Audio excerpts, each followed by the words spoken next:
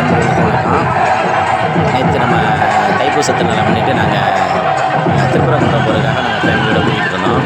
அப்போ வந்து கீரடி அகழ்வாராய்ச்சிக்கு முன்னாடி கீரடி போகும்போது இந்த மாதிரி அழகு பற்றி அந்த அழகு பாருங்களேன், அவங்களே அவ்வளோ சூப்பராக அதை அலங்காரம் பண்ணி வர்றாங்க.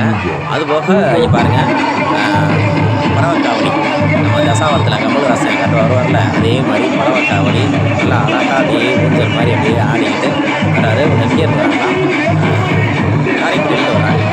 காரைக்குடியிலேருந்து அப்படியே பறவைக்காவடியே திருப்பரங்குன்றம் வந்துட்டுருக்காங்க. நாங்கள் பாருங்கள் ரொம்ப நேரமாக அவங்க பின்னாடி நாங்களும் ட்ராவல் பண்ணிக்கிட்டே போனோம். ஆனால் கூட்டத்தில் இது பண்ணி போக பாருங்கள் எவ்வளோ சூப்பராக ஆடுறாரு பாருங்கள். அதுலேயும் ஒரு குழந்தைய வர கொடுக்குறாங்க கையில். அந்த குழந்தைய வச்சு அதுக்கு ஆசீர்வாதம் பண்ணி அதையும் வச்சு ஆடுவார். நல்லா சிறப்பாக இருக்கும். எல்லாத்துக்குமே குழந்தைய வச்சாரு. நானும் போய் தின்னு வாங்கினேன். பாருங்கள் எவ்வளோ சூப்பராக ஏதோ ஒரு தொட்டில் ஆடுறது மாதிரி ஆடுறாரு பாருங்கள். இதெல்லாம் பார்க்குறதுக்கு ரொம்ப ஒரு கண்கொள்ளா காட்சி. இதெல்லாம் வந்து உண்மையிலே ஒரு கடவுளோட அருள், முருகனோட அருள் தான்.